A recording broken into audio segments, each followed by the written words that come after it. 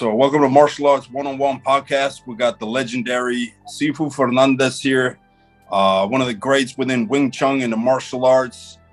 Thank you for coming on. You're very welcome, Remy. Good to be here, mate. I want to know a little bit more about your background. So, how did your martial arts path begin? Oh, well, it started a long time ago. My family migrated to Australia in the mid-60s, 1965. I was about 6 months old, and basically we grew in an environment that was pretty highly. There was a lot of prejudice and a lot of racism, basically, in that time. So. The Australians didn't seem to like the Italians or the Greeks, or very much. So we had a lot of bullyism at school, and it was that was the main reason that my brother and I got into it. And so my brother, being a lot older than me, he looked for a few Kung Fu schools and happened to go to the first school, which was Wing Chun. And we ended up basically going there. So the first teacher we had was Jim Fung, Sifu Jim Fung, under the Sushun Tin lineage. And he went there first in 1971 and basically became my first teacher, my brother. And then in 1972, I started going officially. So I was, around 6-7 years old when I started. Yeah. But then from there, we stayed there for many years, and I moved on. I progressed to other different styles as well as I moved on. But mainly throughout my whole life, it's always been connected to Wing Chun. Awesome. All right, so that's cool. I want to ask you, how has the martial arts been a part of your life as a man, a bouncer, bodyguard, husband, and in life in general? Well, it's helped me in many ways. Basically, because I've been doing it all part of my life, it helped me in my youth, obviously, to gain confidence in myself, and helped me in sports in general. And also, actually did help me in my studies as well. So, plus I cross-trained as well, so I got into boxing, which helped me as well because I got into competitions as well. And I went on a working experience in Italy, where I trained with a team called Fernet Branca, and we did a fair few competitions there. Then the part about sort of doing worker security, I did over 25 years, but I've got around 26, 27 years of security. And I worked very many different levels of security on that, either as a bouncer, doorman, riot control, where you do crowd control security, or riots, or people that go on strike, many different categories of work. And also bodyguard service, so looking after people individually. Did that in Italy and overseas as well. Used to look after a pretty crazy guy called David Wood. I don't know if you ever heard of him. But it's multi-millionaire. Yeah. You can find him on the net. And I was his teacher and his personal bodyguard. So I did that for a few years with him, personally traveling over the States and in Costa Rica and wherever he paid me to go. So that was an interesting experience. Awesome. Overall, it teaches you, especially in security, to look at things with a different type of reality, because the experience of combat is much more direct. Because I always like to experience combat on different levels. I looked at competition. I've even trained with guys that do MMA, right?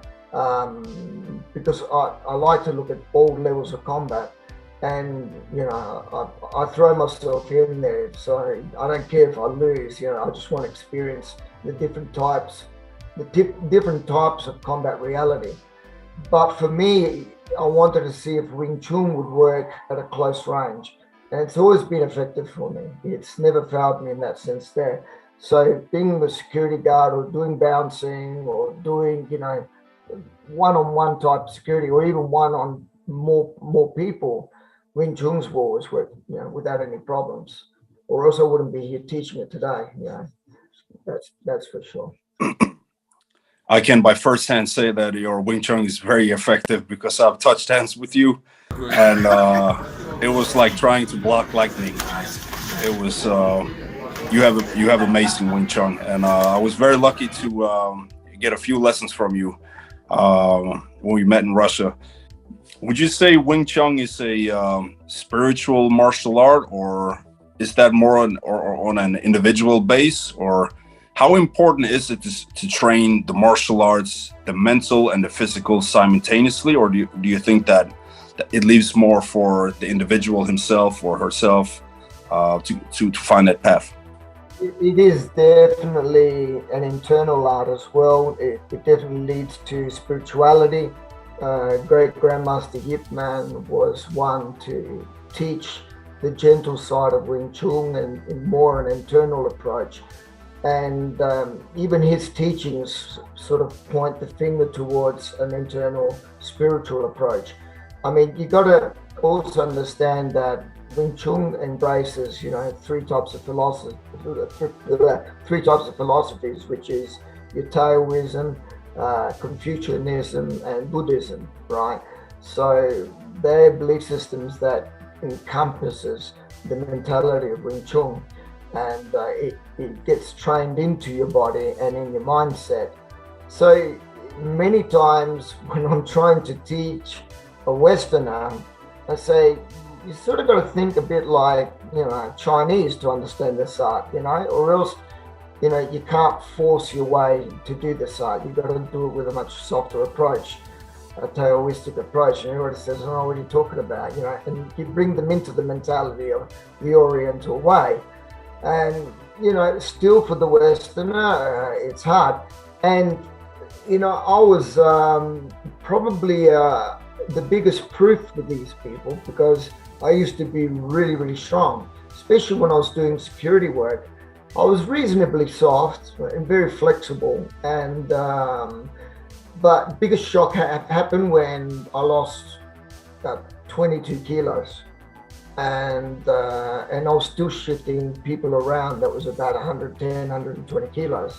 And that sort of like freaked them out. They said, well, how is he doing that? Right. So that became more impressive, to see somebody who weighs 80 kilos instead of 104 kilos to be able to do that.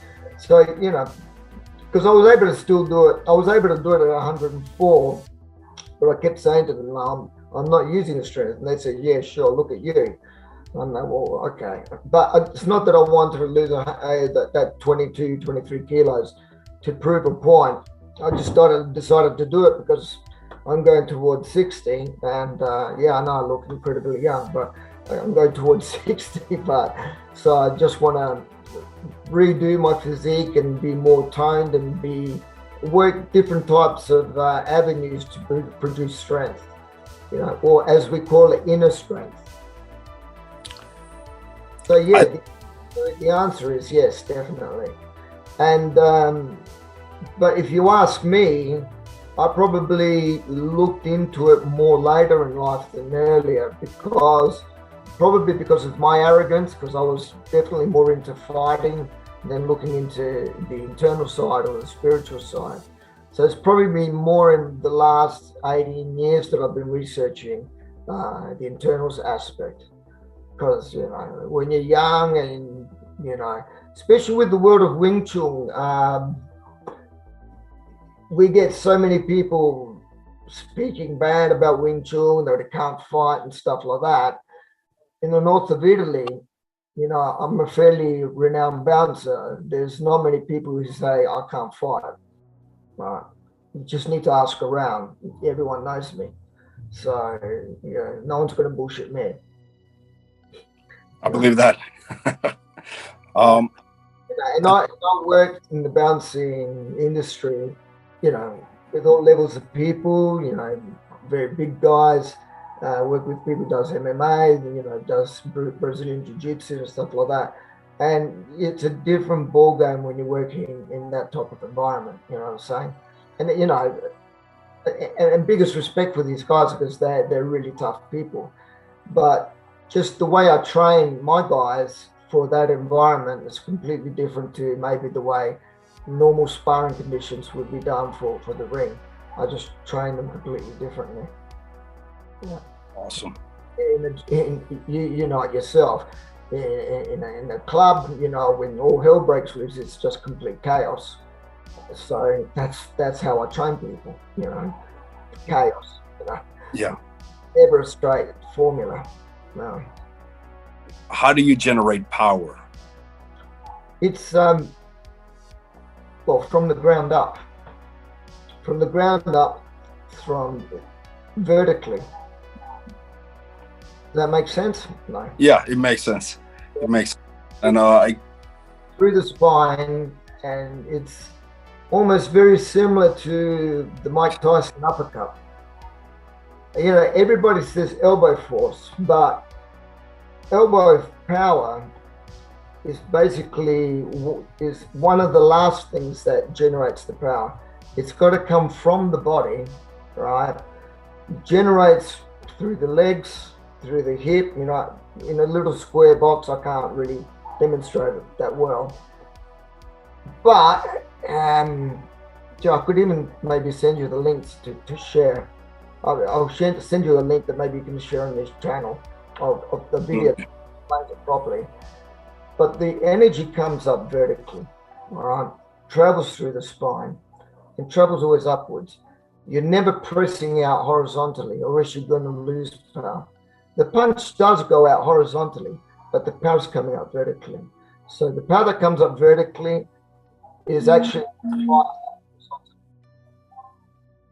and that's where we get our power from. It comes up from the ground. That's why they call it spring power. Got you. Understood. But one of the reasons why they call it spring power. The other reason is because we absorb the power of the enemy as well.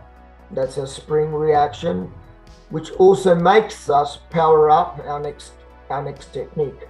So I can power up the power that you give me, which charges my next technique. Could derive from a bongsa, could derive from a tansa, which powers up my next technique, down my spine, back down to the ground, then bang, I drive it back up vertically to my enemy. But I'll send you a link that's got, I think, a 40-minute video that explains it all, of how we generate power. I would like to watch that. I used to watch the Fight Quest show with these two Americans going around the world and training different martial arts. And I remember hearing Jimmy from the show explaining that he was initially supposed to fight a white, buff Wing Chun guy on the roof of Hong Kong. But for some reason, the producers changed the guy for the show.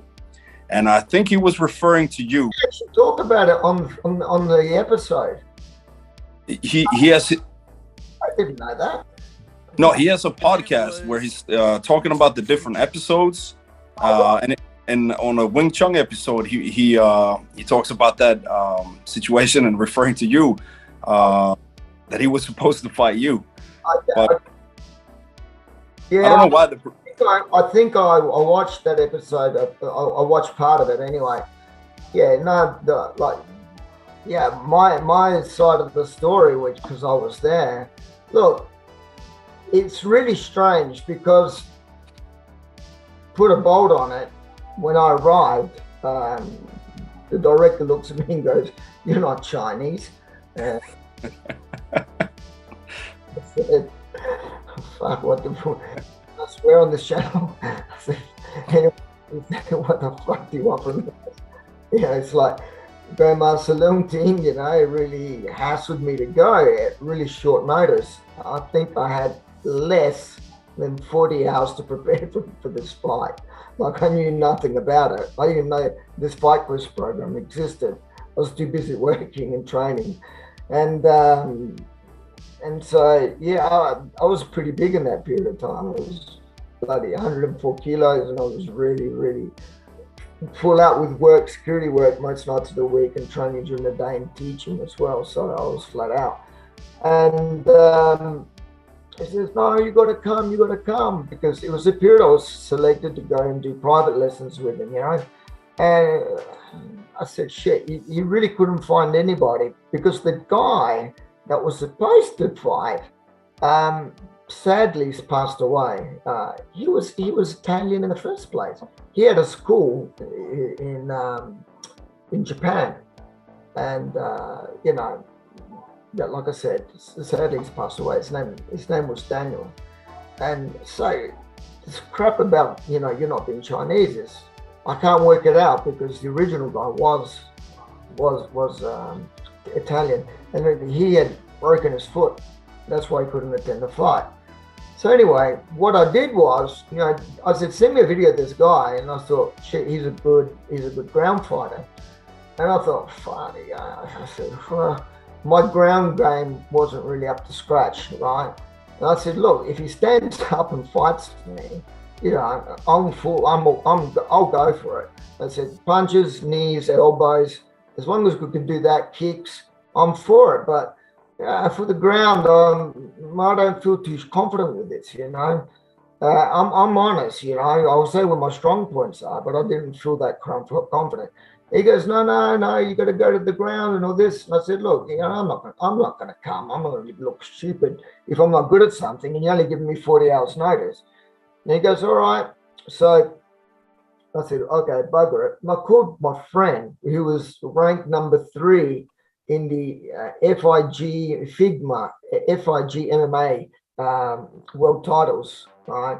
He's a beast. He's an animal, right? We worked security together for years, right? His name's Antonio Saracino. You can check out his stats. And I said, Antonio, look, help me out, man. Let's train a few hours together. And I said, if I can just resist against you for at least 3 minutes, I'm happy, right? Anyway, he was throwing me around my personal cage that I'd built out in the country. He was throwing me around like a ping pong ball. Right? Oh, fuck. I said, what am I going to do, man? And he goes, look, if I were you, I wouldn't go to the ground, just fight him. And I said, that's what I'm telling my teacher. He says, well, don't fucking go. He goes, let me go. And I said, no, man, he wants a Wing Chun guy there. He goes, I'll make out I can do it. No, I said, I gotta go. And he goes, no, just stand your ground, don't go. And he said, just say you're not going to go to the ground, and that's it. So I stood my ground, and they said, okay, if he throws you to the ground, you simply get up. That's what we said on the contract. I got it in writing, and so we sorted that out. Everything was solved. All right, so I fly there. And within the 36 hours I got there, I got to Hong Kong. And they paid for the flight and everything, hotel, got there. Everyone's applauding me, all the Hong Kong crew, hey, you're right. Go then, the director says, you're not Chinese. No, I worked that much out. And I was just so angry. And I said to Jimmy, man, let's spar, let's do something, let's make a show. I mean, let's do something. They don't even want to know about it, not even a spar. That's what really happened. Now, Jimmy is saying something like, hey, I can take on big guys and stuff like that. He probably didn't have enough, oxygen to take, or enough, breath to take me on. He knows nothing about me, It's like, yeah. He's got an ego to gratify. That's good enough for him. If that's what his deal is. Look, I just went to do a favor for my teacher, and I was happy to represent my teacher, and that's what I did. And then they didn't even get a fighter from their team. They got a fighter from the other team to fight Jimmy. So yeah. Well, maybe the producer did Jimmy a favor. I don't know. Look, it was bullshit about, the Chinese fighter, because the other guy that was supposed to go was Italian in the first place. That's who they agreed on originally. So The team was furious. And they said, "You're going to stay for the fight to watch the fight." I said, "No, fuck that. I'm going out." So I went in town. Enjoyed Yeah. it. I didn't stay to watch the fight. I got nothing against Jimmy, by the way. I mean, Yeah. Yeah. Um, so, what's your favorite martial arts movie? it has to be Enter the Dragon. Always will be. Bruce Lee. Good one. That's a good movie. Let me. Second best, Fearless with Jet Li. So let's say you were in a back alley, and you got 10 guys facing you. You have to pick one martial arts actor or actor in general to back you up. Who would that be? One. Ah, shit. Well, let's say two. Let's say two. Let's make it interesting. Well, because I've worked with him, definitely Steven Seagal. Yeah. One. Next one, shit. Who would I have? People are gonna shit can me on this one. I wouldn't mind having Michael J. White. Yeah. Yeah. Well. Just so he can bloody land some good kicks in. Just to watch him kick everyone. Yeah. He's a good kicker. Yeah, I mean Seagal and Michael J. White. That's a good choice. So, what do you think of Jackie Chan? Jackie Chan, yeah, for sure. You know, I'd probably crack up laughing before he started hitting people. Well, speaking of Steven Seagal, you got to work with him and train with him. How was that experience? Well, I mean, it was thanks to you and Letizia that I got there. So, I mean, mainly because of your input that I got there. So, I mean, I wish I could do it again, honestly. I liked it. It was a positive experience. It's a shame what's happening with Russia, though. Yeah. But the experience itself was excellent. I was surprised to see the type of people that rocked up because there were different levels, different, levels of or standards of people from, military backgrounds, even martial arts backgrounds. Like there was Alexander Emeliankov, Yep. his brother, he was there, and that was pretty impressive. And a lot of the arm holds and the arm bars that he would do, a lot of the stuff that he would actually do to you was pretty impressive. There was a lot there. That he did that you don't see, that you don't see in films and stuff like that. A lot of stuff behind the scenes. Yeah. His ukanagashi is sometimes somewhat similar of a bong sao. And he does a little bit of Wing Chun also with some of the deflections and the blocks. So similarities there. Yeah. But I'm not wrong. He does some stuff with Samuel Kwok, if I'm not wrong. Yeah. Which is pretty cool. Yep. But I think they do an exchange or something. I think so. So what is your main focus nowadays? Well, nowadays I'm more concentrated in teaching, and I'm teaching some guys that do security. I do a lot less security work. I'll do something if they call me, like something specific. Maybe too hard to do jobs. I like that sort of stuff. At least it keeps me interested. But or else I teach security guys, I teach just regular people, and then I travel to my schools in other parts of Europe. That's what I like doing. Plus I build up a new studio under my house, and I just keep it personal. Awesome.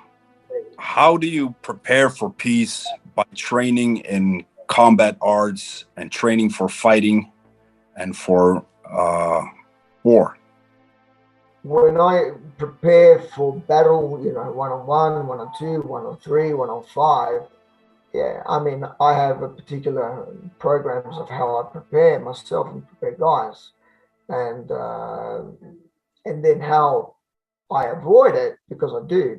I usually avoid it, but deep inside, when the moment comes, I still try and avoid it. But I'm a ticking time bomb underneath till the moment comes. Yeah. You know, I usually don't let anybody know what I know until they actually get close to me. The moment they're very close to me, that's when I let everything loose. Yeah. Yeah, but I try not to give anything away. Yeah. Or like the quote goes, it's better to be a warrior in a garden than a gardener in a war. And I find that peaceful men usually are the most capable of doing violence.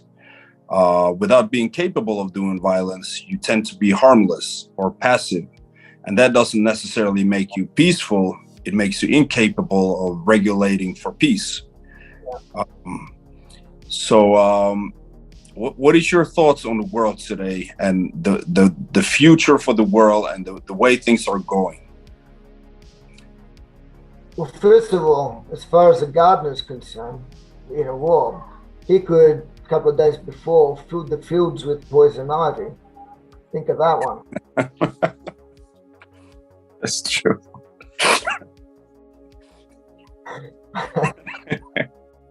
You know, other poisonous plants, if he's a good expert.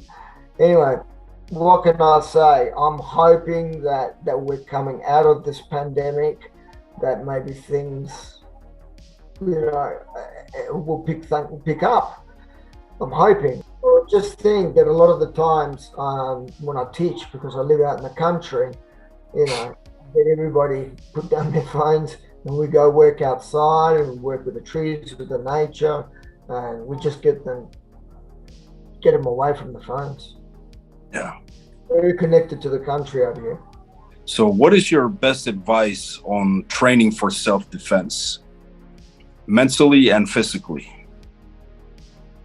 Well, you know, if they want quick results for self-defense, we usually teach a few techniques which teach counter-attacking techniques,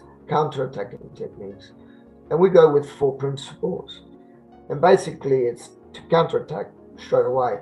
As soon as you close the distance, you have to protect yourself, your center, right?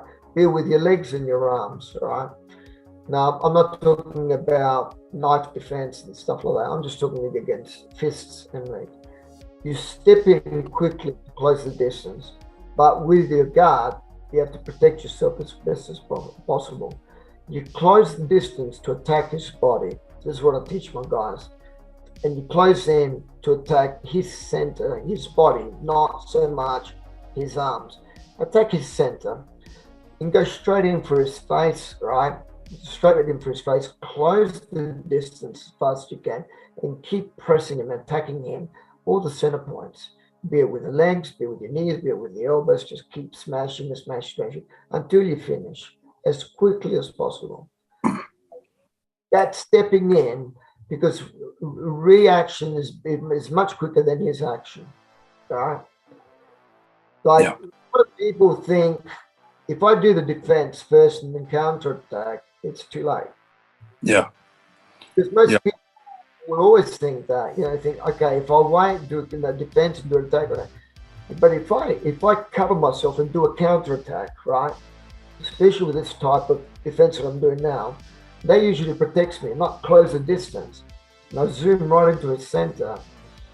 Just that on itself has always helped me on the street, especially in security work, because it's the last thing they expect.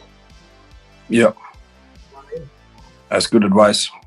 It sounds strange because when you talk about it on the screen, you know, people say, that doesn't look good. But yeah, when you try it on one, it's completely different. What would you say is your Wing Chun, and what makes your Wing Chun maybe, I don't know, different than others? Would you say that? I'd like to think that my Wing Chun is the culmination of probably three lineages that I followed. Um, so they follow that pattern of the three lineages. So all combined. Maybe there's a bit of my own input for sure. I think what makes it different. Is the fact that I always have this reality approach to it.